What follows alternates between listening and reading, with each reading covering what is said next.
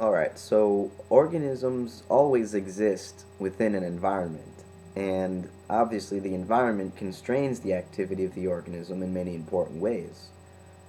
But I think the important question I want to try to answer is whether or not those constraints amount to determination. Does the environment determine the activity of the organism? And I want to say the answer is no, because unlike an input-output processor, an organism has a certain degree of autonomy, still constrained by the environment, but autonomous nonetheless. The reason we can't describe an organism as an input-output processor is because when we talk about inputs, we're implying that there is information waiting, ready-made, out in the environment that the organism simply needs to receive. But based on the way, for example, the eyes are structured, they do not receive information from the world. They create information.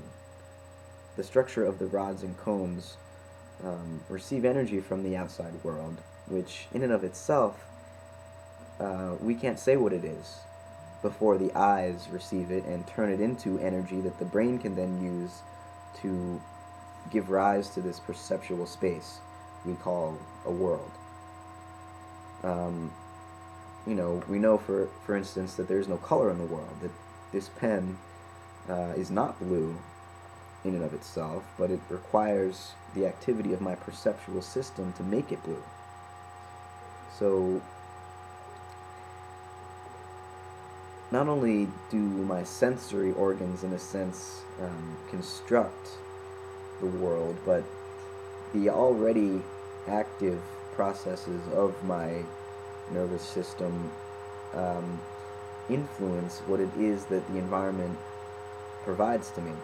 So, I already have all these experiences and all these thoughts um, stored, and um, really it's an active process as well. It's not just storage. Neurons are not like circuits, they're not directly linked to one another. They are, the electric signals pass through synapses with chemical signals, and so because they're not connected, they're constantly shifting around. And so to talk about the brain as though it were a simple input-output processor is to forget that what goes on in the black box, in between the input and the output, is a very dynamic process where there's, recursion and self-referencing going on, which in a sense allows the organism, to create its own world. And, it follows from this that every organism, especially different species of organisms, live in their own world. They perceive the world in their own way. And they have exploited that perceptual niche in such a way that they are able to survive. And it doesn't matter that they don't perceive the objective world as it exists out there in itself. They don't need to. All they need to perceive is what matters for their organism, what their organism requires of the environment to survive. There are certain ways of understanding evolution which have it that the environment selects the traits of the organism which will be passed on.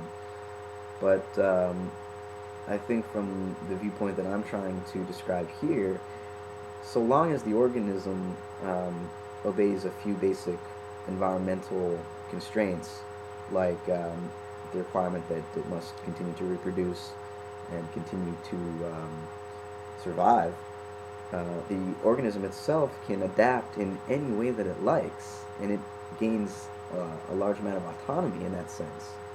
The organism is not selecting the environment, or the environment is not selecting the organism.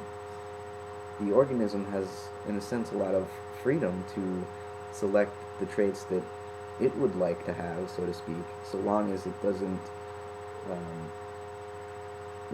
mutate such that it can no longer reproduce. Then obviously it will go extinct.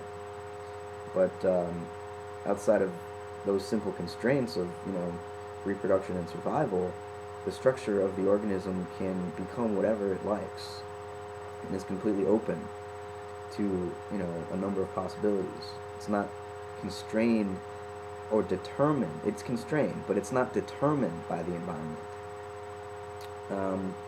And what exactly this may add to the free will versus determinism debate, I'm not entirely sure, because free will and determinism are more abstract terms, philosophical terms that don't really take our biological constitution into consideration. And maybe bringing to the table that biological constitution will help us work out some type of new framework, or maybe to understand the same framework in a new way. So let me know if everybody understood this. I know it's a subtle point and it's complicated, and I may not have explained it in the best way. I'll post a link actually to an essay that talks about these same issues, and hopefully, if you didn't get it through my way of describing it, that essay will help. So thanks for listening.